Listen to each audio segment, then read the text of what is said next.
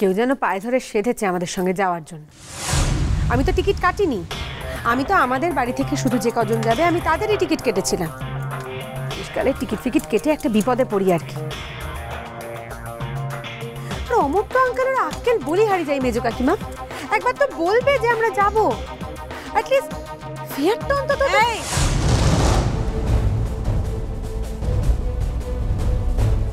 ঢের হয়েছে এতক্ষণ, অনেক কথা বলে যাচ্ছ তখন থেকে দেখছি। হ্যাঁ, একটু আগে তুমি হোমে পাঠানোর কথা বলছিলে না? আমি তো দেখছি ওদের সঙ্গে তোমার কোনো পার্থক্যই নেই। তুমি ওদের ভাড়ার কথা তুলছো কোন সাহসে? তুমি কার টাকায় যাচ্ছ? হ্যাঁ, কত টাকা রোজগার করো যে এত বড় বড় কথা বলছো?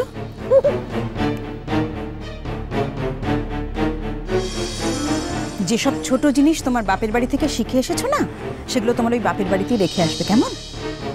এ বাড়িতে থাকতে গেলে অত অত নিচু ছোট নজর নিয়ে থাকা যাবে না। আর আলাদা থাকার কথা তুমি কি বলবে? আমি তো তোমাকে বারবার বলছি আলাদা থাকতে। কেন জানো?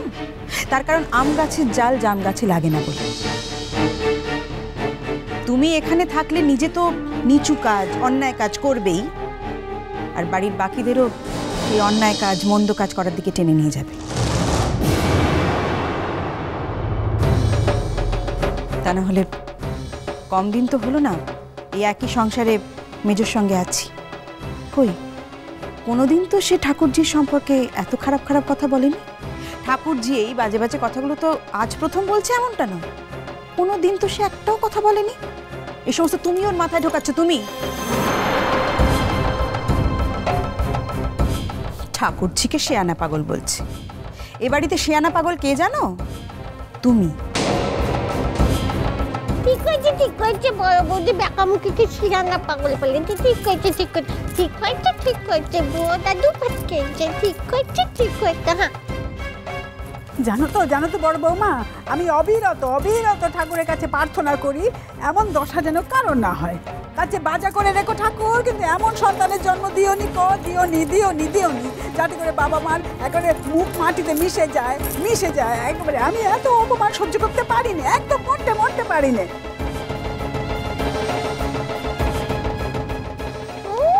এমন করে বলিস নিল ঠাকুর যদি আমাকে না পাঠাতো কার সঙ্গে খেলতিস শুনি? হ্যাঁ, কার সঙ্গে খেলতিস? কাঠ তুলে বিলি কেটে দিতিস, কাকে গপ্প বলে শোনাতিস। এই তো ঠাকুর জানিয়ে দিয়েছে আমি আর বেশি দিন বাঁচবো নিকো। যখন আমি আকাশের তারা হয়ে যাব না, তখন কোথা থেকে দেখবো, তখন কি করবি? বুড়ি শুধু কাঁদবি আর কেঁদে কেঁদে চোখের জল চোকাবি। তার বাইরে কি করবি? তো এখান থেকে।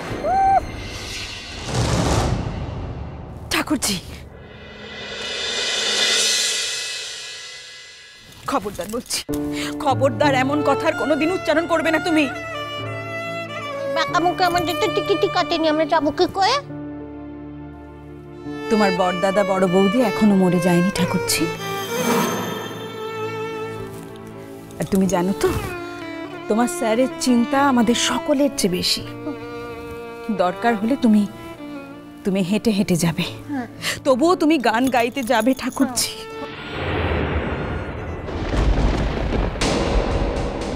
কি হলো চন্দন দাদা? ওই দেখো,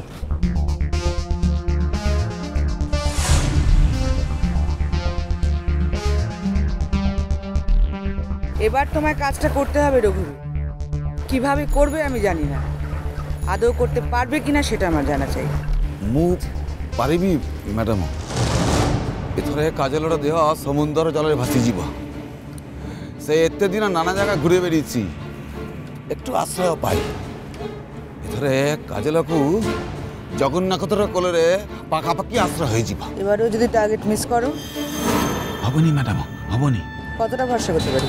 ম্যাডাম 12 3 এথরে কৌশি ভাবে ফসকাবনি। কাজলর বাঁচি রহিবাটা শুধু অন্যায় নুহ, তার অপরাধ। আগাম টাকা কিন্তু আমি দেব না তোমার। ম্যাডাম কামটা করিবাকু খরচ আছে, মোর দ্বারা একা একাম হবনি। কিছু যদি বাকিটা না হয় পরে দিবে না। জানতাম টাকা ছাড়া তুমি কোনো কথা বলো না, কিন্তু এবার যে আমি তোমাকে আগাম টাকা দেব সেটাকে করে উসুল করে নিতে হয় সেটা কিন্তু আমার ভালো করে জানা আছে। মানে মানে কাজটা যদি এবার না করতে পারো, আমি উল্টে তোমাকেই ভাসিয়ে দেবো। সৃষ্টি এখানে কি করছে সত্য? সেই তো বুঝি পারোনি চন্দন দাদা। রঘুবীরের সঙ্গে হঠাৎ দেখা করতে আসুছি নাকি তার সঙ্গে কথা কইবারই আসুছি? সেটাই তো। তবে মনে হয় ওই নাচের প্রতিযোগিতার ব্যাপারে এসেছে। কিন্তু রঘুবীর, এটাই তো রহস্য জানো। কিন্তু বুঝতে পারছি না যে রঘুবীরের সঙ্গে কি সৃষ্টির হঠাৎ দেখা হয়ে গেল। রঘুবীরের সঙ্গে এতে কথা কাহিকি? হ্যাঁ, মু যেত তো জানি কি ওই আমাদের বিনু দাদারও বহুত অহংকারী ଅଛି। সে তো রঘুবীরের সঙ্গে এতে কথা কহিবার মানুষ না আছে। আচ্ছা, আমাদের সৃষ্টির সঙ্গে কাজুর কোনো যোগ নেই তো? চন্দন দাদা, এমনও তো হতে পারে যে কাজল এই নাচের প্রতিযোগিতার ব্যাপারে। হ্যাঁ, এই পারে কারণ ওই কলকাতা রহিবার সময় না আমার ঝিও গোটেবার ওই নাচের নাম দিয়েছিলা। সত্য, সত্য, এই প্রতিযোগিতায় আমাদের আসতেই হবে। শনিবার যে প্রতিযোগিতা হবে অবশ্যই আসবো। হ্যাঁ, তুমি ঠিক কমছি, দেখতে পাবে আমাদের। চল এদিকে চলে এসো।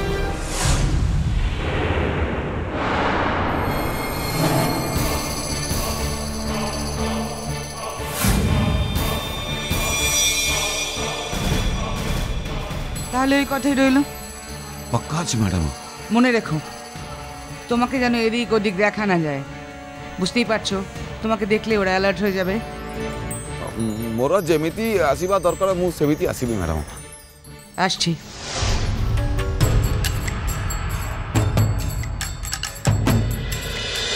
বাড়ি ছাড়া এতদিন পর, মানে সত্যি কথা বলতে গেলে মা দেখো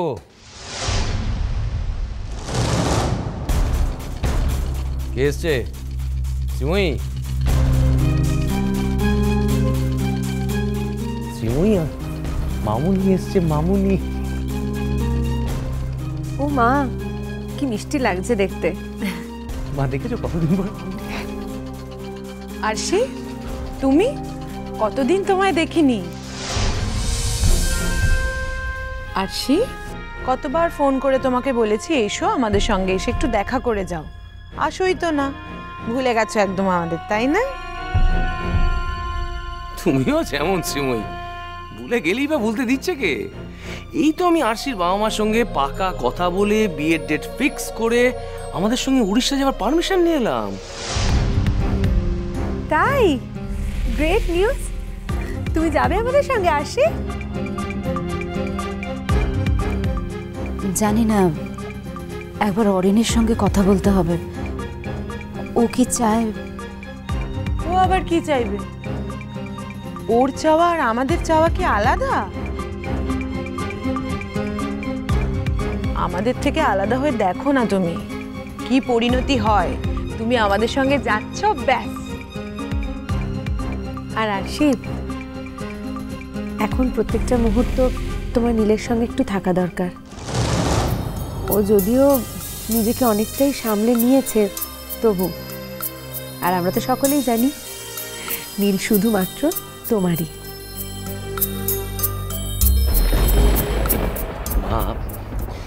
মা বুঝলে, বিয়ের তারিখটা না পাকা করে এলাম জানো। মানে 26 তারিখ আশীর্বাদ, আর পরের মাসের 10 তারিখে বিয়ে, একদম ফাইনাল।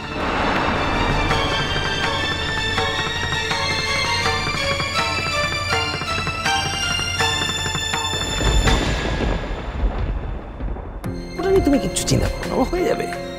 যে ও না দিয়ে যাবেটা কোথায় বলো তো? আরে আমরা তো আরো বেশ খানিকটা ওই কারণেই আরো বেশি করে উড়িষ্যা যাচ্ছি। নীলেরও তো সেই কারণেই আরো বেশি। কিন্তু কিন্তু লেখাটা যদি না দেয়?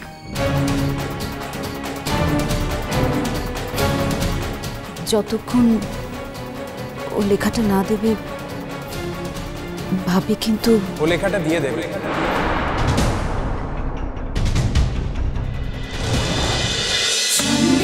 বাজে